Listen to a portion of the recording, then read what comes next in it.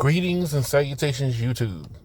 We're back here again doing another nerd report, and the news is getting spicy. So, my question to you is, has Verizon conceded the 5G high ground to their competitor, T-Mobile? It sounds like they have in articles reading between the lines. So, before we get into it, hit like on this, subscribe to the channel, and also stay for the story. So, the reason why I asked this question is because a lot of times it's the questions that you need to ask is, why are you talking about this versus not talking about network build, or how much coverage have you increased on, or how far along are you on your network build? These are the questions that I would love to know about, coming from all the carriers. So, like, Verizon is very hush-hush about a lot of things. They're very strategic about how they go along and make you follow a narrative, where T-Mobile is kind of like, look what we ate today. This is news. Look what we did today. This is news. Hey, we had a colonoscopy. This is news. Look, we were able to hold our own spoon. This is news. T-Mobile has more of a regurgitate as much as you can so it can stay in front of your eyeballs. Verizon has a more conservative viewpoint when it comes to information. And that's totally fine. Every company has a different way of doing things. But you also have to look at what they are not saying too. And a lot of times the directions that, you end up getting is, what information do they want you not to look at, or what information do they not want you to kind of veer into and go, well, why are you not able to versus your competition? So this one came across my desk, and I'm starting to, scratch my head. And why would Verizon have an article that has their, PR team kind of all over it, from Yahoo Finance, saying Verizon leads the future of wireless with development of new industry 6G alliance. We're only halfway into the 5G deployment, and we're already talking about 6G? This seems a little fishy. So, yes, I'm very skeptical when it comes to Verizon, because the sense of excellence that you get, Verizon hasn't really been able to show it as much underneath this new generation of wireless technology that we're under with 5G, because I feel that the competition has gotten very steep. Ever since 2020, when T-Mobile and Sprint finally merged, Verizon has been stepping a little bit differently. And these are the kind of steps that I've been seeing, not really addressing the overall elephant in the room. Is more along the lines of, look at the direction we're going. Not really saying, hey, what are we doing currently right now? And these are the kind of questions that I have when it comes to what they're doing. Plus, on top of that, I do network tests. I do go out and network test Verizon, AT&T, and T-Mobile in different places, different municipalities, in different locations in the United States.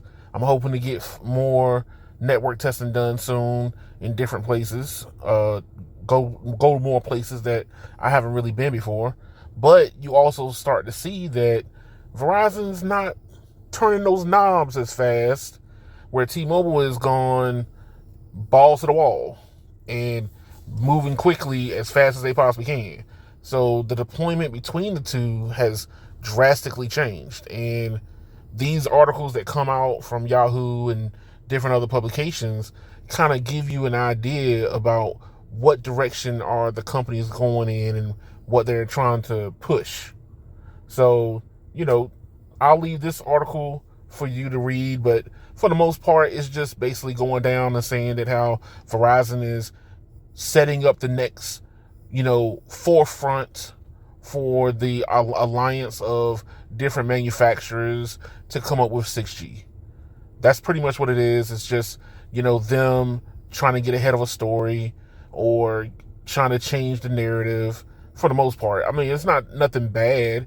I mean, it starts off basically saying that, Verizon is innovating a forum, a group of companies driving innovation and enabling the 6G era. We're still in the 5G era. What happened to you, Verizon? Why are you not here in the present? I mean, I'm a futurist. I believe in looking forward into the future. But right now, you are being challenged directly, network build to network build against your competitors. And talking about the future is not where I would love for you to be focusing on right now. I need you to start showing up for the present. But one of the reasons why I even have this article pulled up is because within the last couple days, this came out from Phone Arena. So T-Mobile's superiority of T-Mobile over AT&T and Verizon proven once again with Apple's launch. So what is it called? The Apple Watch, the Apple Watch Pro, the Ultras, they're now 5G capable. Now, with that being said, who has a bigger 5G network? I know Root Metrics. I know somebody's going to scream it in the comments. Root Metrics says Verizon has the best 5G network. Do they though? I mean, I get more 5G network accessibility when I'm on T-Mobile than I do Verizon or even AT&T. And AT&T's network is very hit and miss depending on how much they want to just change your icon. So everybody else that pays attention to the industry knows that T-Mobile is still the only one that has a full standalone 5G network. Now, with that being said, the new Apple Watches, which are going to be 5G enabled, are going to have a better experience on a T-Mobile network than it would a Verizon or AT&T, due to the fact that T-Mobile has more radio frequencies on air that are standalone 5G than their competitors.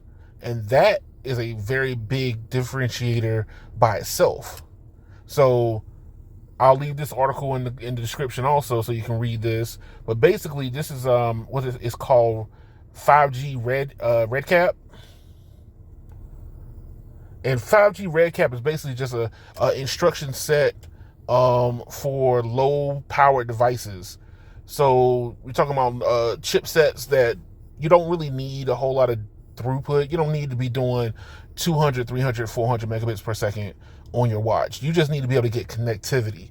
And we're talking about like being able to truly do use your phone as a calling device, using your watch as a true calling device on the go. When you got some people that likes to run, but they don't like to take their phones with them. You could take your watch, you could take your Ultra, depending on where you're running at, you still got coverage. And T-Mobile having more 5G on air, especially the low band 5G, that a lot of people have a tendency to kind of undercut. They don't really give it the credence or the kudos. 5G is 5G. That's how I look at it. The radio bands really don't matter. It just matters about coverage and availability. And T-Mobile has that 600 on lockdown.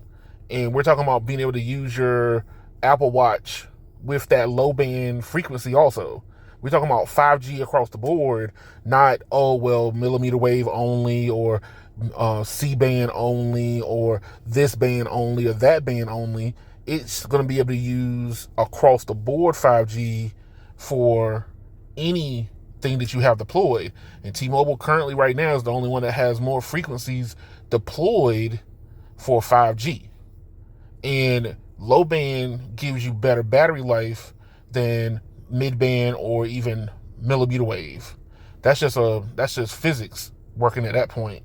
But part of the problem is your competitors are not ready to go yet. So T-Mobile has a chance to kind of set the narrative, set the edge of what people's expectations are going to be, and can they offer a better experience on the Apple devices than their competitors. So this is one of those things where I kind of look at and go, why is Verizon not answering the call when articles like this pop up? But the call that they're answering is, look over here, we're doing 6G stuff. So that kind of gives me a concern of worry that I think that Verizon has given up on the 5G, because a lot of people were saying that, hey, T-Mobile only got a year and a half, 2 years at most head start. But they're not really closing the gap currently right now. Now, network-wise, has Verizon improved? Yes. That is something I can't go around and say I can't not see it, but the improvements are very small in certain use cases. Millimeter wave wasn't really one of those huge use cases that was going to really go far for them, and I think they kind of knew that. But with C-band deployment going as hard as they have done, they have made leaps and bounds over where they've been at before. But low band, mid band, 5G, T-Mobile has been crushing it. So being able to support the new, Apple Watches on the market, and being able to you can leave your phone behind and literally just do everything via your watch while you're running. We're not even talking about, satellite from space connectivity. We're talking about just running your route, and your route goes through, here in DC, a lot of people like to go towards the Arlington Cemetery and run around the Arlington Cemetery and up and down GW Parkway. That's what they like to do. All that whole area has coverage. I've driven it. I've gone through and tested it. That has 5G coverage. You don't need satellite from space to be able to get access. So being able just to take your watch and use it anywhere along some of these trails is just huge when it comes to, 5G availability. But let me know what you think down in the comments below. I believe in the heart of hearts that I think that Verizon is conceding ground.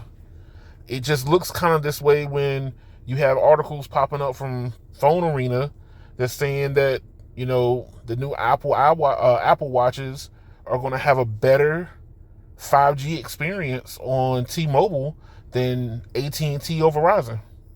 These are articles that's are constantly popping up, but Verizon PR team is talking about 6G. So change my mind.